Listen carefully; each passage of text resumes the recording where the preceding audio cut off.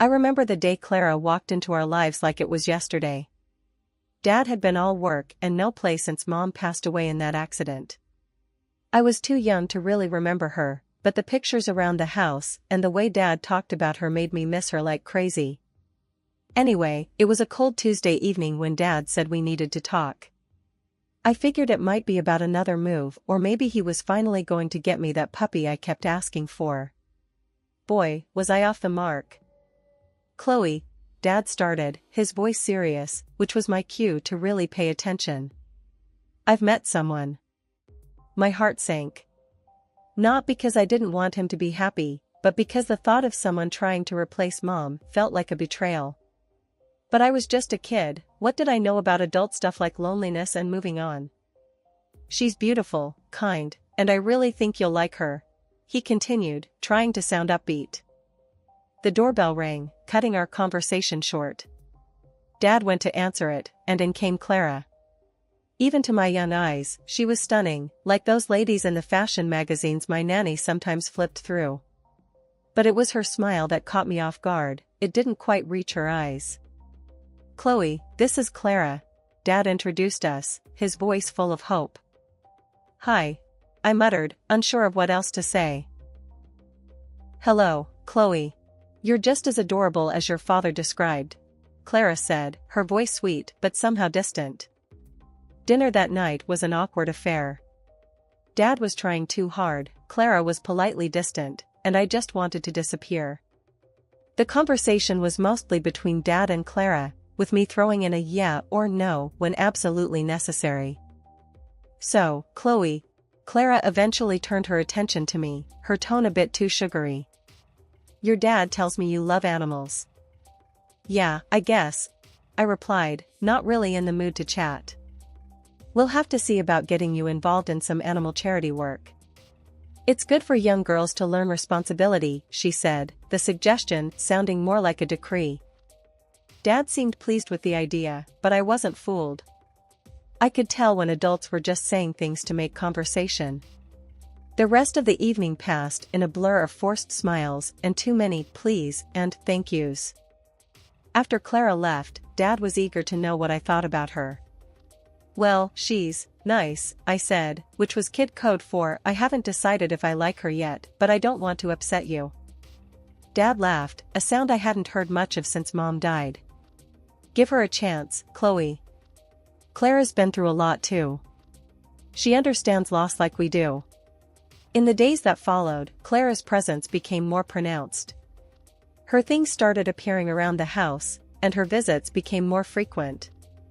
Each time, she tried to engage with me, offering to do my hair or take me shopping, but it all felt too structured, too calculated. There was no warmth, no genuine connection. It was as if she was playing a role rather than genuinely trying to be a part of our family. Dad, why does she always look at me like that?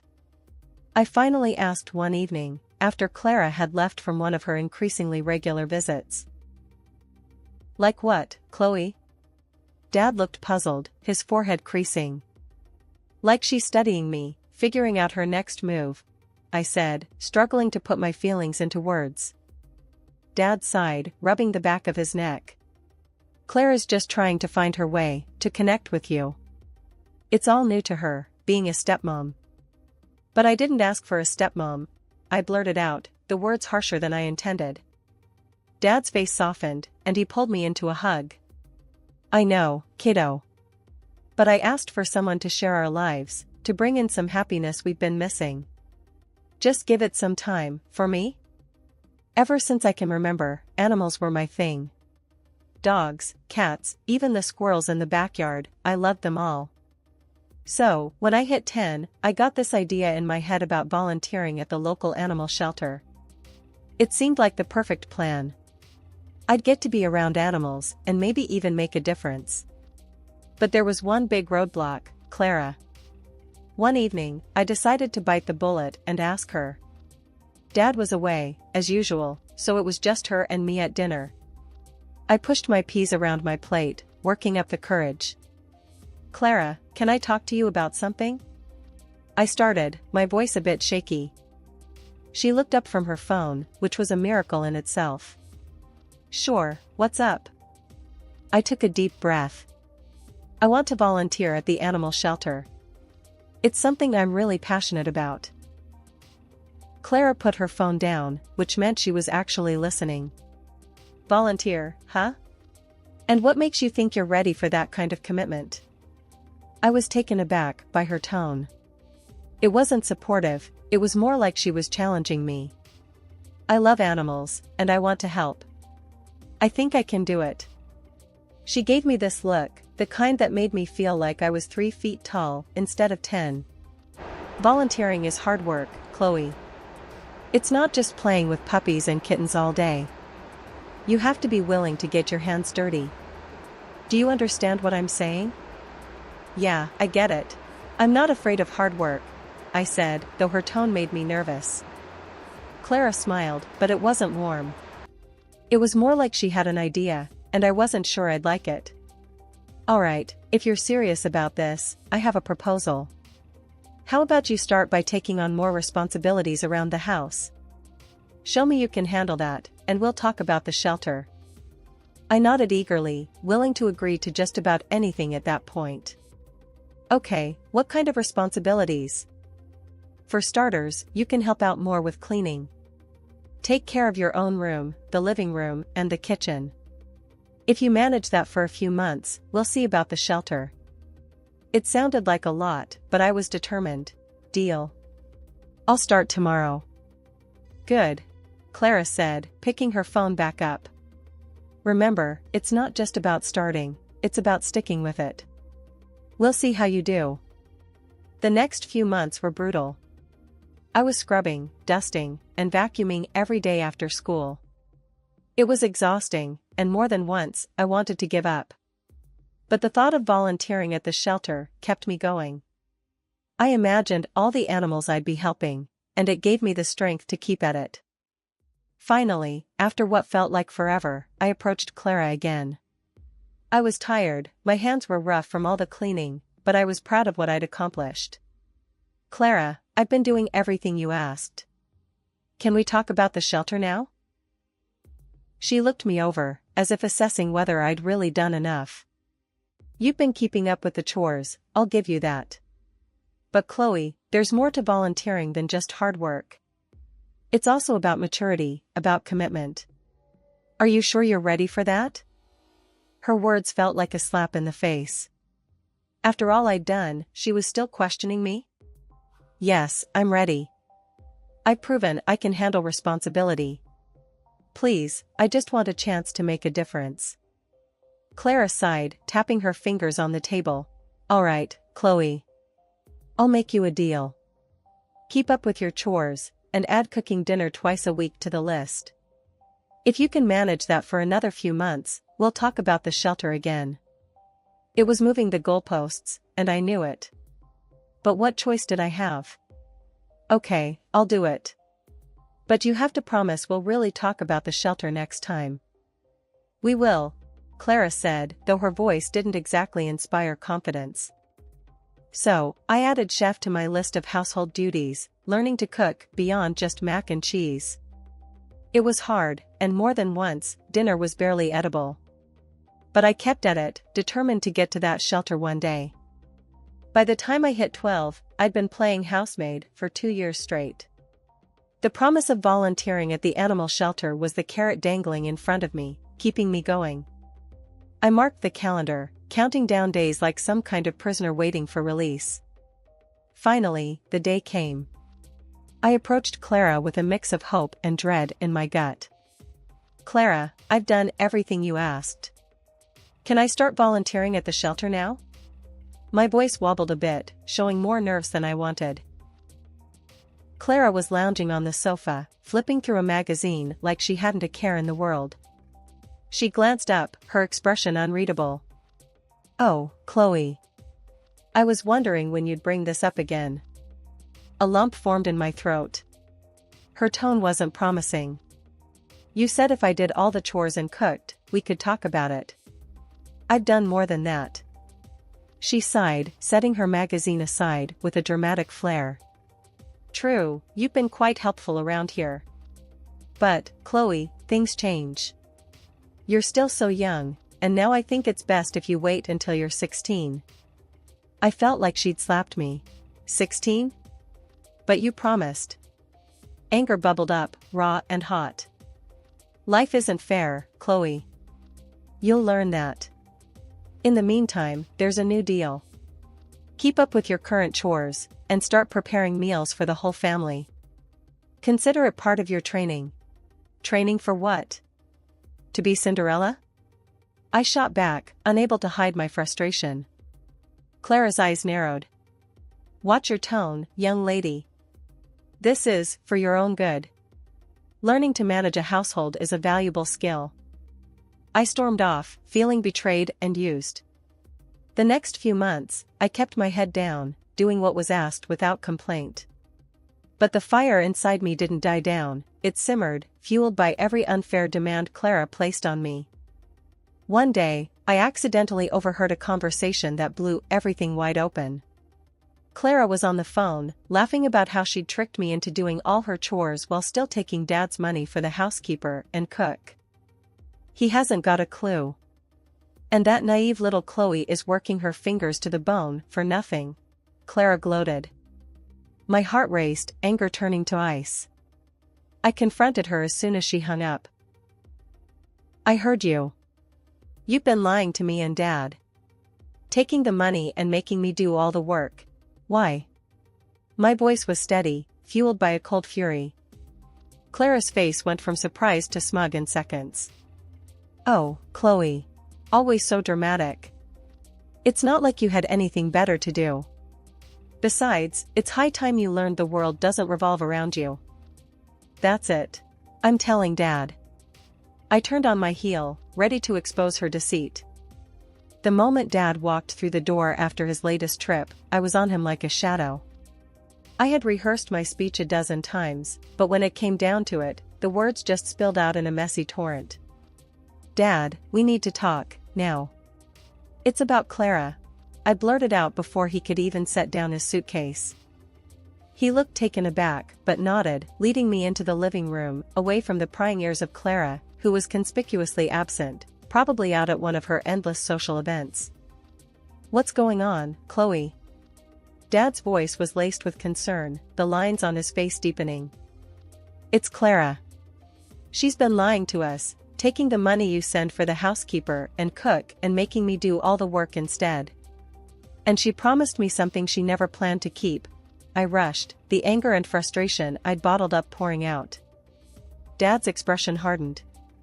I'll handle this, he said, a steely note in his voice I rarely heard.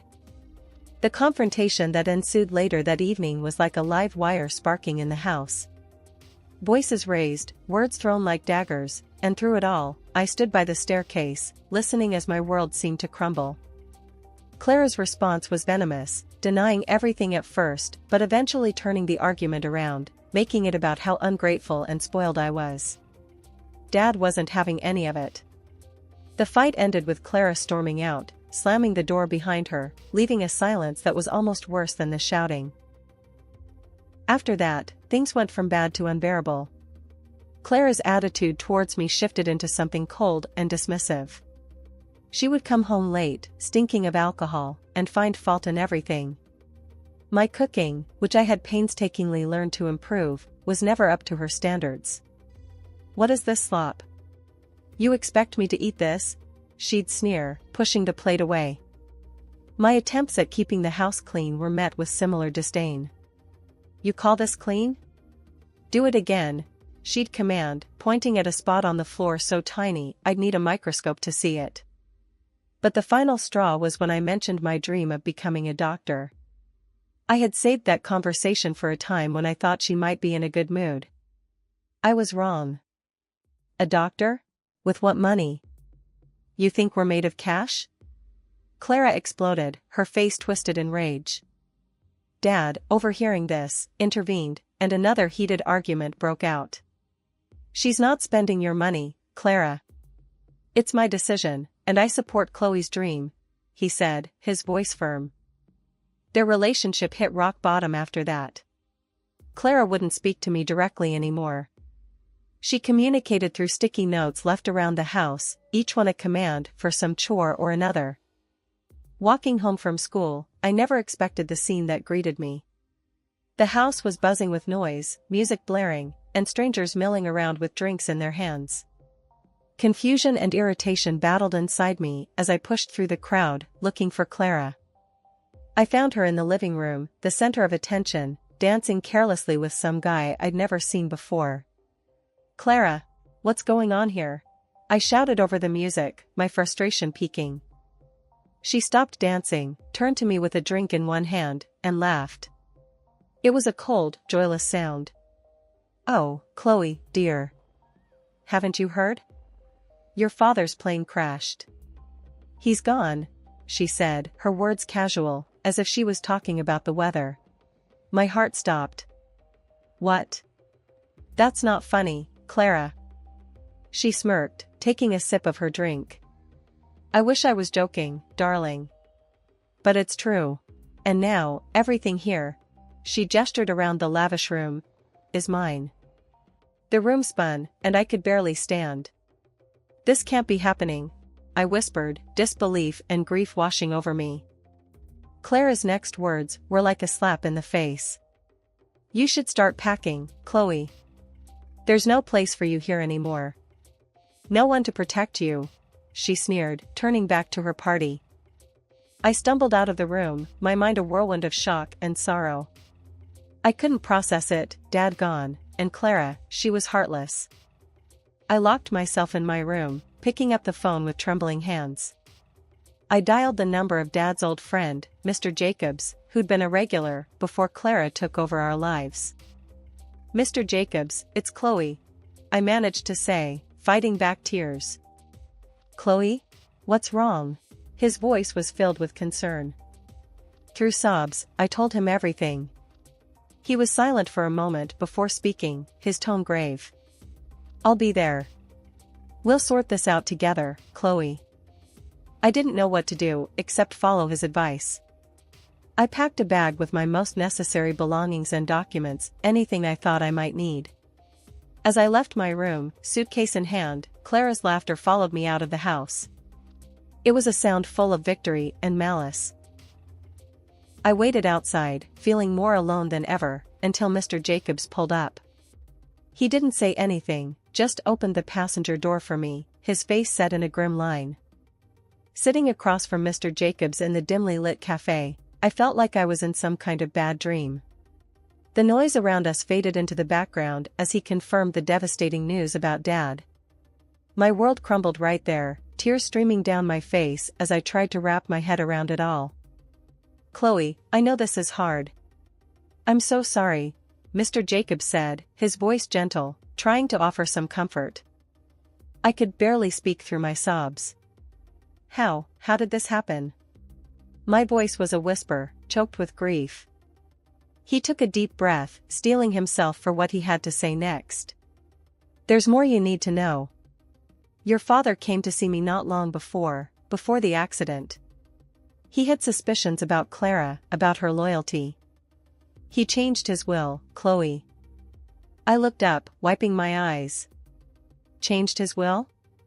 What do you mean?" "He left everything to you, Chloe. The house, his assets, everything.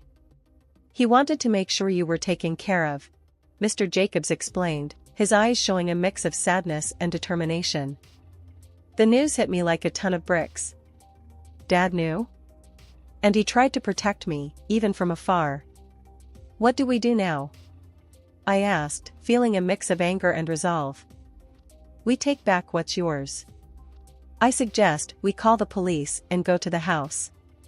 I'll be with you every step of the way," Mr. Jacobs said, already reaching for his phone. When we arrived at the house, the police were already there, waiting. My heart pounded as I stepped out of the car, the reality of the situation setting in. Mr. Jacobs was by my side as we approached the entrance, where Clara stood, surrounded by the remnants of her party, a look of shock on her face. "This is my house now, Clara. You need to leave," I said, my voice stronger than I felt, fueled by the injustice of it all. Clara laughed, a hollow sound, trying to mask her fear. You think you can just kick me out? This is my home too. The will says otherwise. You have no claim here. It's time for you and your guests to go, Mr. Jacobs interjected, his tone leaving no room for argument. Clara's face went pale, her eyes darting to the police officers. She knew she had lost. Without another word, she gathered her things, her guests following suit, the reality of the situation dawning on them as well. After they left, the silence of the house was deafening. It didn't feel like a victory, it felt like the beginning of a long road to healing. Mr. Jacobs helped me organize a small, respectful farewell for Dad, something that honored the man he was. I also started a book of memory, filling it with photos, stories, and little notes about Dad. It became my way of keeping him close, of remembering the good times, and not letting the pain of his loss overshadow the love he had for me. Years flew by, and life had its way of moving forward. I graduated high school, with marks good enough to get me into medical college. Dad would have been proud. Alongside my studies, I started volunteering at the local animal shelter, just like I always dreamed. It was hard work but fulfilling, giving me a sense of purpose I'd longed for. Then, out of nowhere, Clara showed up at my doorstep. She looked so different, almost unrecognizable. Time and, I guessed, a hard life had taken their toll on her once flawless appearance. "Chloe, please, you have to help me," she pleaded, tears streaming down her face. I was taken aback, not just by her sudden appearance, but by the desperation in her voice. "Help you? What's going on?" "It's my health, Chloe. I'm sick, really sick. I need money for treatment, a lot of money," she sobbed, the story pouring out of her. Something didn't sit right with me. After everything that had happened, her showing up like this and asking for money was suspicious. "If you're really sick, show me the documents, the diagnosis. I'm studying medicine, remember? I can understand it." At that, Clara's demeanor shifted. The tears stopped as if someone had turned off a tap, and her face hardened. "You think I'm lying? You ungrateful little..." I cut her off. "No. I just need proof. If you're really sick, I want to help, but not without seeing the facts first." Clara's anger flared. "I come here, swallowing my pride, and you accuse me of lying? I don't have to prove anything to you." That was the moment I knew for sure. She was trying to play me, just like old times. "Clara, I think it's best if you leave. I won't be giving you any money without proof. And honestly, after everything, you shouldn't have come here asking for it." Her face twisted with rage, but she must have realized that making a scene wouldn't get her anywhere, especially not with me standing firm. Without another word, but with a glare that could freeze hell over, she turned and left. Life's taken a sweet turn. Here I am, living in this big, beautiful house with a yard that looks like something out of a magazine. The evenings are my favorite, just me wandering the garden or floating in the pool, thinking about how far I've come. Medical school's tough, no joke, but it's where I'm meant to be. The dream of becoming a doctor, it's closer every day. And volunteering? That's where my heart's at. I decided to put a chunk of the inheritance Dad left me into something meaningful, helping homeless animals. It's like coming full circle, back to that little girl who just wanted to make a difference. I've met some incredible folks at the shelter. We're a tight-knit crew, passionate about what we do. On the rare free weekends, we hang out, share stories, or just chill. It's a good life, a peaceful one. Clara? Haven't heard much since that day she showed up, begging for money. Rumor has it she went through some botched plastic surgery. Guess that was the treatment she needed. Can't say I'm surprised. She always did care more about appearances than what was underneath. Chloe, you coming to the fundraiser next weekend? That's Sam, one of my closest pals from the shelter, breaking into my thoughts. Yeah, wouldn't miss it. We've got a good thing going, raising money and awareness. It feels right, you know? Sam grinned. Absolutely. It's amazing what we're doing. And hey, your garden here? Perfect spot for a little pre-fundraiser gathering. I laughed. You just want another excuse to dive into the pool. Guilty as charged, Sam admitted with a chuckle. But seriously, Chloe, it's awesome what you're doing. Your dad would be proud. That hit home, warming me from the inside out. Thanks, Sam. That means a lot. He inspired me, in more ways than one. Now, it's about paying it forward, making a difference where I can. As the sun dipped below the horizon, casting a golden glow over the garden, I felt a sense of contentment. This was my path, carved out through trials and triumphs. And Clara? Well, she was just a shadow of the past, a lesson learned.